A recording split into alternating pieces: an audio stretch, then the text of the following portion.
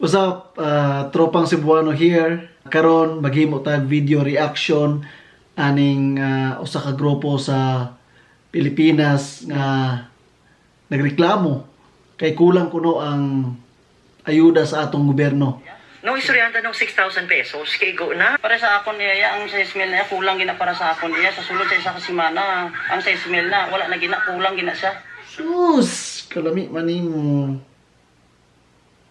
Takane? Katirong ko na imong lagay ron. Sige mo reklamo nga wala mo nagbayad og tax. Kamo na reklamador kay kulang ang ayuda sa gobyerno nga 6 mil. Sus, kalami ba nimo? Basin gusto kag martilyon ko na imong agtang para mabukol ka. Kita kani? Gunting? Oh, hell no! Gunting ko na usan nimong itlog ron.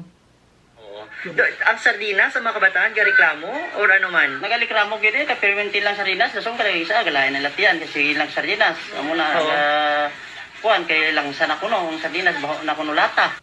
Pag-ambisyoso ba yan ninyo? Di mo mga og sardinas? May pa magluto na lang kag magsabaw na lang kag balas diha. Kung gusto ka paglugaw dag tahop. Ang arte lang mo, papritohon nimo ng tae nimo diha.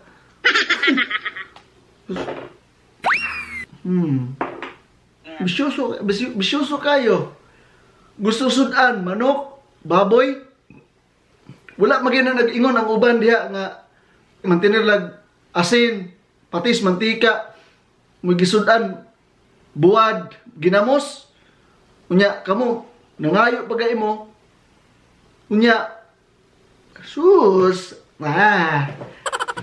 piktang ko na imong dunggan ron, imong lagay ron. Sudan na may kong noodles dire. Sus, guntingong ko na imong lagay ron. Dapat makontinto mo yung sa gatas gobyerno, oy. Dili kayo magsige mo reklamo. Kamu pa'y tagaan, kamu pa'y mareklamo. Nya gula tagae, mo reklamo. Nya karon naghihatag kulang. Sus, piktang ko nang lagay. Ikaw sa posisyon, pila man ang panghatag mo? Okay naman sa katagaan ko, Gismel. Tuslo ko na si mong lubot ron. Kulang. Gusto ni mo 12 mil ang i-suporta sa gobyerno nimo? Ha? Kung may gusto ninyo ng sudan di ay nay, lechon? Kung gusto sudan nyo, baka? Basin po, og di mo mukaw sa kasudan o sa kaputahira. Gusto siguro ninyo, tagil makaputahe inyong pagkaon diya. So pagtuon ninyo, kapista mo kadadlaw. Uban pa ng politiko, wala na niya, di niya makita ninyo. Wala mo'y madawat. Bisa pag unsan yung rally diya, bisa pag hilak-hilak mo diya, wala mo'y madawat nila. Pero pasalamat mo sa itong presidente diha nga makaluoy yung tao na itong presidente. Kaya bisag gabi bisag idara na.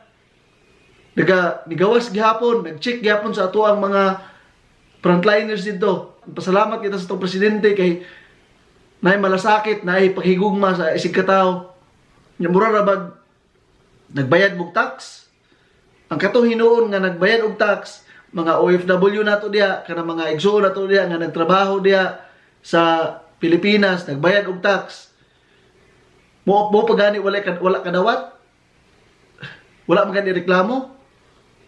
Ya kamo, wala mo nagbayad og tax. Kontra pa mo sa gobyerno. Martilyon ko na imong sutong ko na imong lubot aning screwdriver. Dili lang kay kamoy gitagaan sa gobyerno og kwarta. Dili lang kamoy gisuportahan sa gobyerno. Daghan gisuportahan pila ka milyon nga pamilya. Dapat pasalamat mo nga naa mo'y nadawat. Kay naa mo'y makaon sa inyong lamisa, na mo'y makaon sa inyong plato. Ang uban nga bisag way nadawat nga cash, way nadawat nga relief goods, nangita mga silang paagi gani nga mabuhi, nga makakaon. Dili kay inyong paabuton nga nay mo muulan og pagkaon diha sa inyong tungod. Dapat kapsod maningkamot mo inyong kagalingon. Kaya ang ubang tao naningkamot, ang ubang tao mapasalamaton sa ilang nadawat. Dapat paiguon na ninyo kung unsay naa. Kay dili na kay kamo mo gisuportahan, daghan mong gisuportahan sa gobyerno. Unay budget para ana. Gi-divide na tanan. Dili kay gusto nyo kamoy dako ang uban walay nadawat. Ay mo pag nilaog. Dapat ipatas na sa tanan. Nagstay ra mo sa balay diha, naghulat ra mo hatag sa gobyerno. Ang atong mga doctors, ang atong mga nurses nato, mga police nato diha, mga security guards, mga pharmacists, mga nagtrabaho sa mga kananan, sa mga groceries, sa mga butika. Dapat sila atong suportahan. Kay sila mo'y nagatubang sa adlaw-adlaw nga problema ug dili na dali nga obligasyon sa atong mga frontliners. Ang amo lang iampo nga safety mo perme ug unta malayo mo sa peligro ug mapasalamaton mi nga mga Filipinos sa inyuha. Saludo mi sa inyuha nga wala mi ninyo pasagdi unya giguide ninyo ang ato ang mga kaigsuunan diha sa Pilipinas. Yo mga troops, dinhi na lang kutob. Daghang salamat sa iyong pagpaminaw. Keep safe and God bless. So peace out.